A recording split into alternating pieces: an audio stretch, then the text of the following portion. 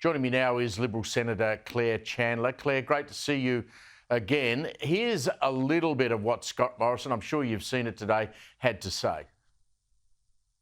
You don't need to share my Christian faith to appreciate the virtue of human rights. I'm not suggesting you do. But equally, we should be careful about diminishing the influence and the voice of Judeo-Christian faith in our Western society, as doing so risks our society drifting into a valueless void. In that world, there is nothing to stand on. There is nothing to hold on to, and the authoritarians and autocrats win. So in the increasing Western embrace of secularism, let us be careful not to disconnect ourselves from what I would argue is our greatest gift and most effective protector of our freedoms, the Judeo-Christian values upon which our liberty and society was founded. Even if you may not believe, it would be wise to continue to understand, respect and appreciate this important link and foundation. Got to say, it was a pretty good speech. Both the Prime Minister, Claire, and the Opposition Leader, Peter Dutton, had some kind words to say. Here's what they said.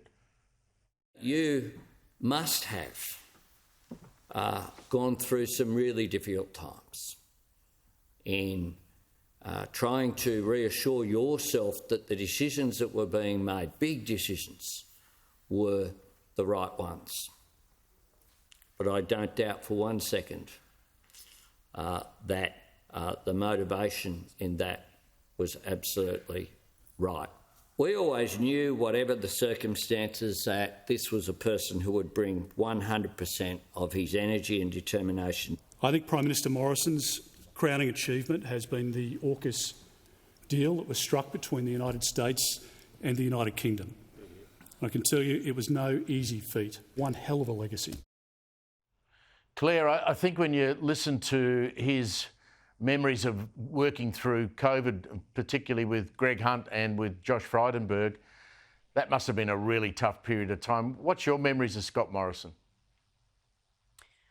Oh, look, I think it was a very powerful speech from the former Prime Minister today, and I think history will look very kindly on Scott Morrison ultimately. I mean, it was tough for any leader of any country over the last few years, being a leader while the world was facing the challenges that we were. But I think Scott will be remembered for the role that he played in securing the AUKUS deal. That is a deal that is going to be incredibly important to Australia's national security and the region's national security in the coming years, but also the role that he played in standing up to the Chinese Communist Party and their economic coercion of Australia, just for calling for an inquiry into the origins of COVID-19. So a big legacy for this Prime Minister, and I think in a few years' time we'll be looking back at it very, very fondly and favourably.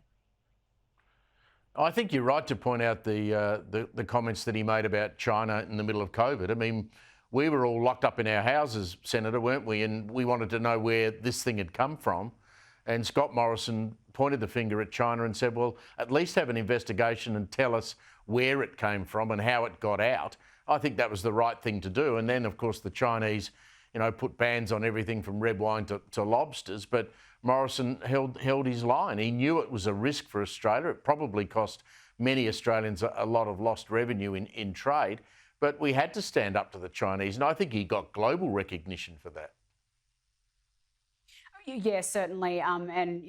We think back now and COVID seems like a bit of a distant memory for some, but in those early days where we were trying frantically to deal with this pandemic, I think it was only right for Australia to ask about the origins of the pandemic. And certainly history has shown that we were right in making those assertions and in voicing those concerns.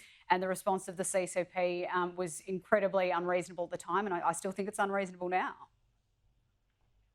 Yeah, just wonder if the current government would have the courage to actually do that.